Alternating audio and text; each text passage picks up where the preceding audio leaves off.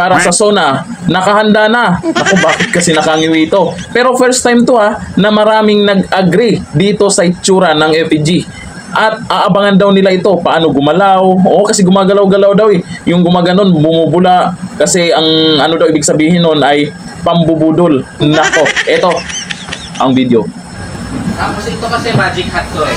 So, budol hat. May bola yan sa loob. Ngayon, meron kami bubble machine. Nang lalabas lang, mga pangako to. Nakangiwi talaga. Grabe naman tong mga. Ayon dyan sa balita, Bayan Secretary General Mong Patalino explains how their effigy for the SONA on Monday, July 28 works. The effigy features the moving face of President Bongbong Marcos. Ay si mahal na Pangulong Bongbong Marcos pala natin yung nakangiwi. Ba't nakangiwi? With two moving arms. Ayan po, meron sa kabila yung bakal, tsaka yung may sombrero na bubula daw yan. Tapos yung ulo na gumagalaw na nakaganyan. Oo, yan yung aabangan natin dyan. O yung dalawang kamay, may sa dalawang kamay daw, yung isa, yung kamay na bakal. Yung isa may hawak na magic hat. Tapos bumubula daw. Ang ibig sabihin yan, yung pambubudol daw. Yung sabi, yung may 20 petot na bigas, pambubudol daw. The effigy will also have a mural with the face of US President Donald Trump. Palatino says this year's People's SONA will have the theme SONA ng paniningil. He says the people will hold the president accountability on the 20 pesos per kilo na bigas, corruption, poverty, and massive flooding, among others. Hindi pa rin pala tapos yung 20 pesos na bigas. Akala ko ba natupad na? Oo, sabi ng mga loyalista at mga 1530 vloggers dyan, ang yabang, meron na. Meron ng 20 pesos na bigas. Pero sila mismo, nakabili na ba?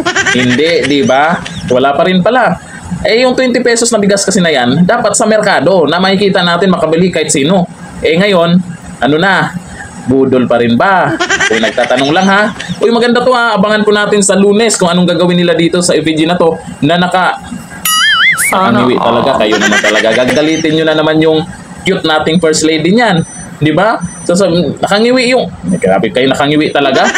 Sabi dito ni Zakaria, level up ang effigy Sana meron din si Auntie Claire. Si Auntie Claire pala. Hindi naman SONA ni Auntie Claire to. SONA ni BBM to. BBM daw. Ang ibig sabihin daw dyan sa BBM, dyan sa effigy nila, Bongbong Mambubudol. Yun daw sabi nila. Baka naman iiyak naman yung mga loyalista. Sabi ni Lilian Gineta, ngayon lang din ako natuwa sa inyo. Sana po may pulbur. Isasamahan pa ng ano? Pwede. Samahan ng pulburon.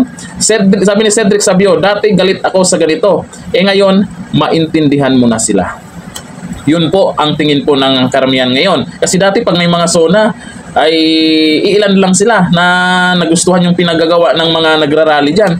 Pero ngayon, yun nga, maintindihan mo yung mga kung ano yung pinaghuhugutan nila, kung ano yung dahilan nila, kung bakit nagawa nila. Sabi ni Gray Rabio, nakangiwi yung effigy. Yun din ang napansin ko.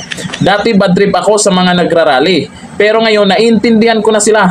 Ayos yan. Sige pa, gandahan nyo pa. Galingan nyo pag sunog. Parang wag nyo na sunugin. Sayang naman yan, pinaghirapan nyo, di ba? So mga dyan, ikot-ikot yan sa isang lugar. Wag lang sa isang lugar. Para maraming namang makakita. Magpa-selfie. Malay mo, magustuhan ng iba. Ang ganda ng ginawa ng effigy nyo.